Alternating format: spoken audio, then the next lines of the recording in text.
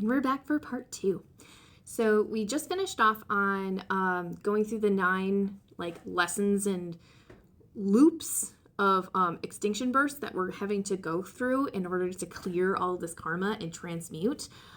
So the 6th loop, or the mirror loop, is this oversaturation of AI into what we're actually starting to see as real evidence. And I think the reason for this is so that it makes it easier to manipulate large groups of people into being like, that's not real. I saw this video. That is absolutely AI, or parts of it were and others weren't. It helps the people who are saturating to sow a lot of doubt into the collective as to what's real and what is not real. So learning to trust what resonates the most and taking that as what feels true. Then moving into the 7th loop, the justice loop, is like all of these whistleblowers and leaks coming out the wazoo.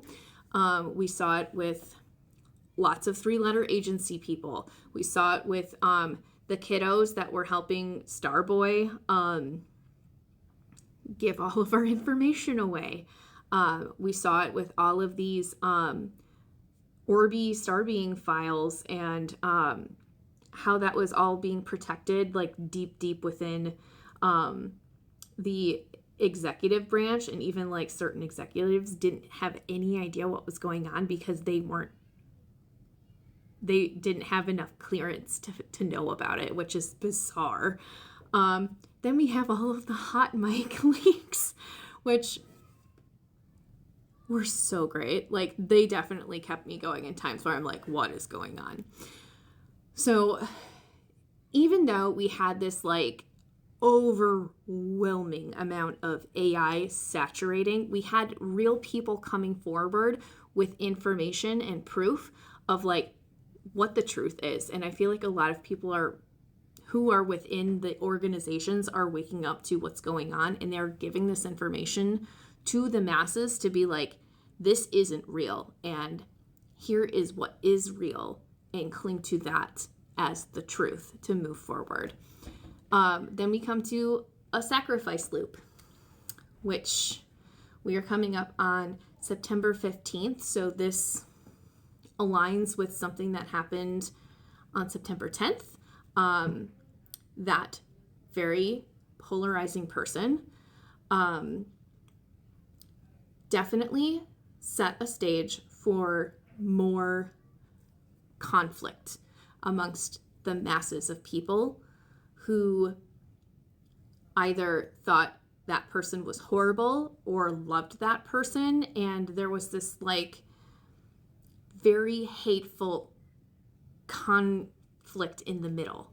And I think the point was to bait that division and distract from what's going on. Also, I think that was supposed to be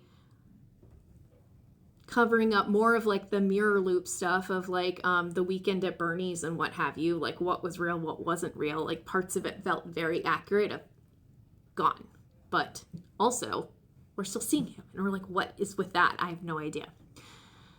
Then, so I think we're still in the end of this 8th loop here of sacrifice and moving into the 9th loop, which is convergence.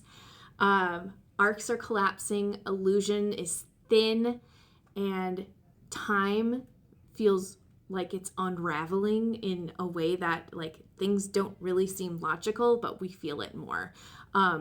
The trickster energy has inflated the absurdity of everything, and it's getting to a breaking point, which means that we are integrating everything that we've learned thus far, and we're having this collective rebirth of, we're not taking this anymore, and we know that you're lying to us, and we know that things aren't what they seem. And the main timeline finally anchors into letting the orange person complete what they're supposed to do in this time node. I feel like we were so much further than I even thought yesterday. I thought we were 6 out of 9, but I think honestly we finished we finished / are finishing lesson 8, and now we're moving into lesson 9 of integrating all of the lessons and moving forward. It's so crazy how something like one person saying, hey, I think this happened, just like totally breaks open all of the things that you've been getting from your guides. And like, it's like the lessons, they all make sense. All of the puzzles are fitting together, which I literally said last week, I'm done with puzzles because they don't make sense. And literally one thing made them all fit. The one missing piece that was shoved underneath the couch this whole time now finally plops into place.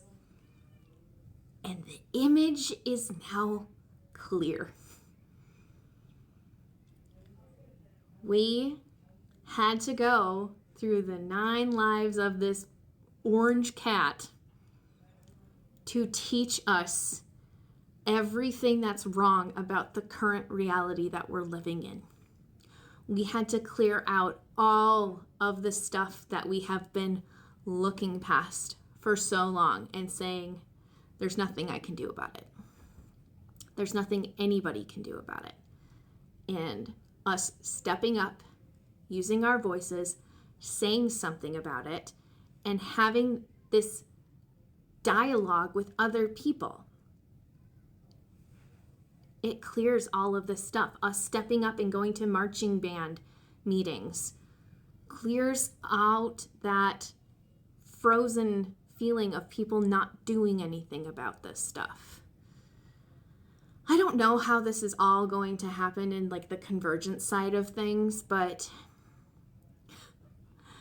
I feel like a Swiftie who has been watching her, and she got so convoluted with all of her little clues that she threw out, and then literally this past week or so, she was like, the countdown is going to show you a clip on the countdown page on Spotify. And you're like, what does that mean? And it was literally a video clip of her in costume going, hi.